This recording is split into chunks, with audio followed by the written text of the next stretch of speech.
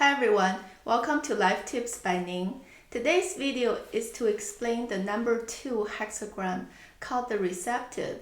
So it's made up of 6 pure yin lines in this hexagram. So let's begin by explaining the meaning of this particular hexagram. This is actually the oracle way of writing this hexagram, and that's a predecessor for the current Chinese word chuan. It means river.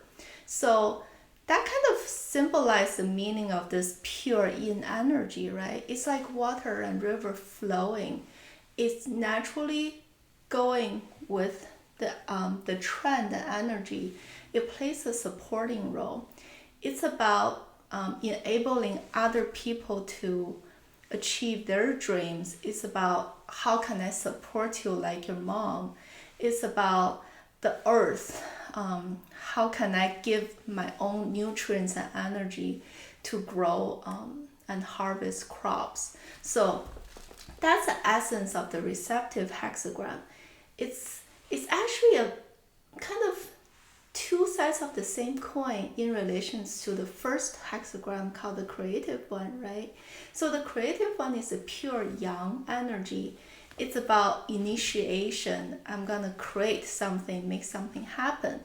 But without the paired receptive energy, you don't have that supporter to collaborate with you to achieve your end goal. But the same holds true for the receptive one, because it's a water flowing.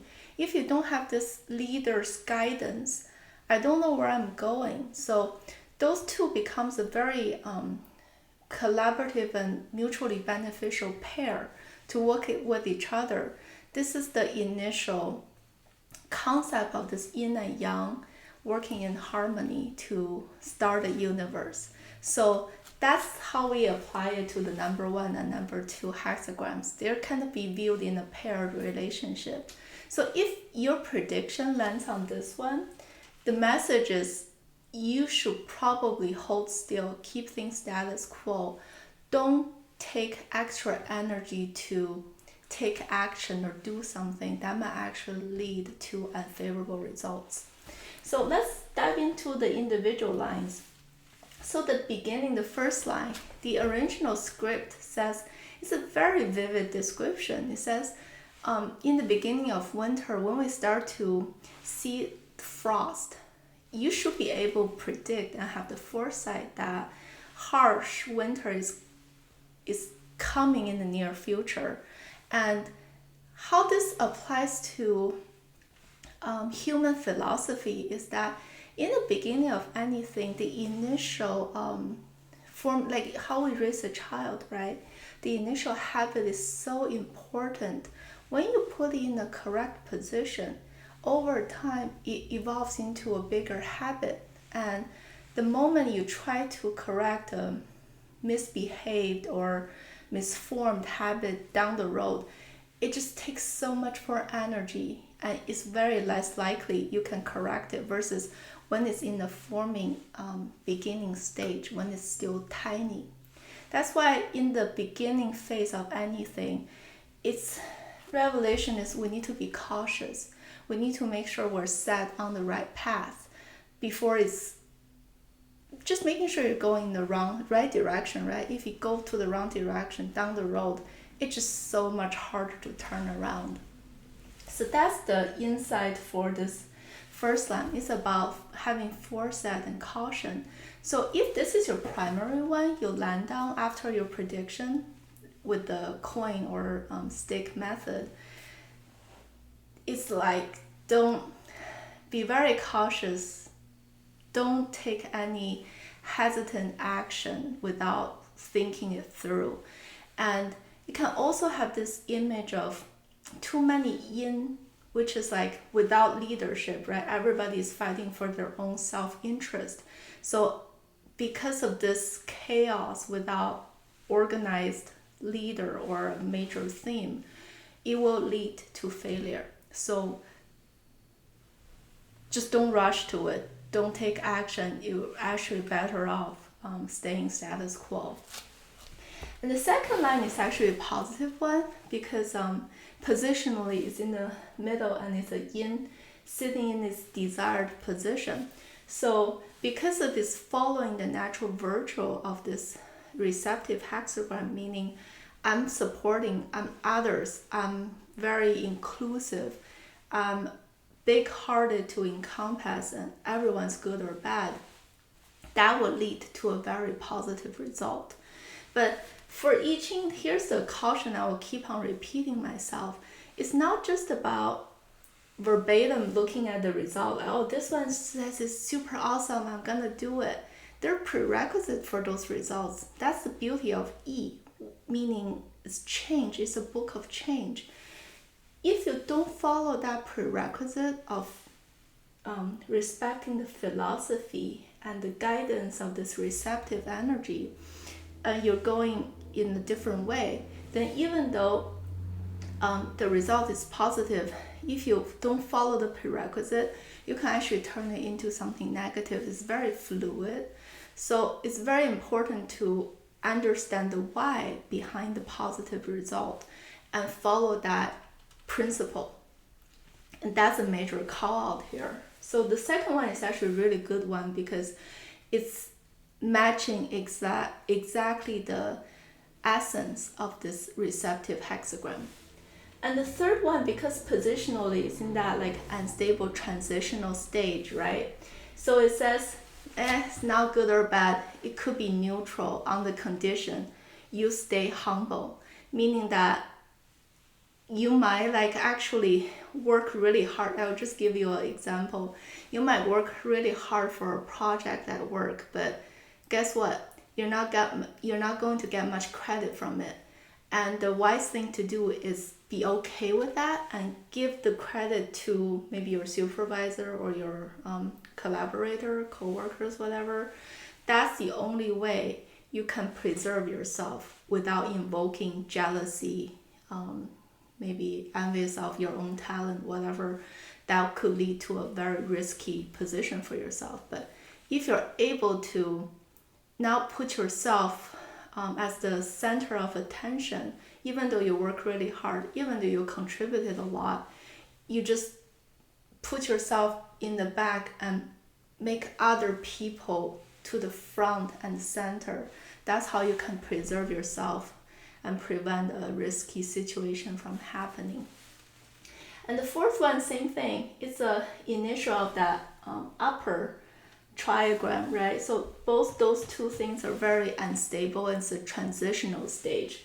This is the original scripture is very vivid too. It says it's like a bag. You have to tighten the strings to close the opening of the bag, meaning that just be very prudent, be cautious, be quiet, don't talk too much, observe your surroundings, because if you're not careful and you reveal your talent too much, you might actually overshadow somebody in charge and they might do something negative to you in return. So because of this internal self-focused desire to seek fame, to seek recognition, to seek rewards, whatever it is, that will trigger risk and unintended bad consequences for you. However, if you can follow the spirit of this receptive hexagram and kind of be submissive and hide yourself in the background, that's how you can preserve your spot. Don't get into the spotlight and be very restrained, be very reserved and careful. So that's the guidance for the fourth one. The fifth one is because positionally you're in a high enough and the middle position, that means you're able to achieve a lot of high positional power because of your humbleness and now putting yourself in the center throughout this whole journey, right? If you're able to maintain this receptive energy, being humble, then it's a very positive sign. The original scripture for this line, it says only wearing the yellow colored pants, but don't wear the yellow colored top. That's something to do with the ancient. You have to be familiar with ancient Chinese history and culture. Like only the emperor or people strong in power can wear the color yellow, right? And especially for the top clothing part, that's like meaning signifying you are the one in charge.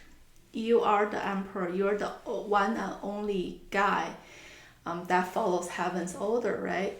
But knowing we're talking about the receptive here, if you're not careful and also want to wear a yellow top, that shows that you kind of want to compete with the guy in charge, and that will evoke a lot of danger on yourself.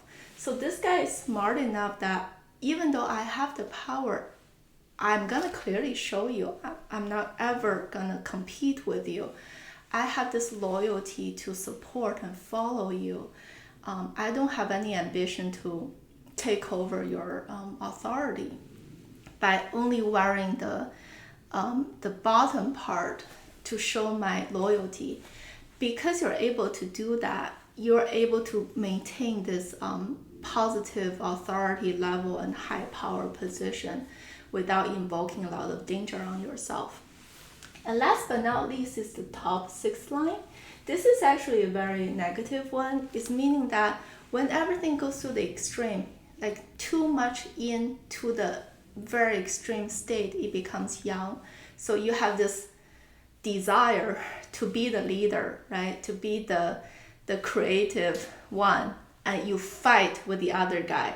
And it's a lose-lose situation. You just bring in blood, loss, and this unbalanced and disharmony between the yin and yang. So because of this, not following the receptive heart, you're trying to be seeking power. Because of that human desire, it brings a lot of conflict, and you're going to be the loser out of the fight. So that's the meaning of this one. So overall, this is kind of a overview of both the hexagram and breakdown of each line. But the uniqueness of both the first and second hexagram is this applied description. What that means is it's in a very rare probability you use either the coin or the stick method. You land on the original hexagram with all yang lines. But what if they're the extreme yang, number 9? In that case, every single line will turn to the yin line to become the future state, right? So in that case, this applied description will be your primary clue to kind of give you the result and guidance for the questions you're asking. So in this case, the applied description for yin and for the receptive hexagram means you cannot be wishy-washy. You have to be perseverant and great about holding true to this yin energy. Don't ever deviate from it.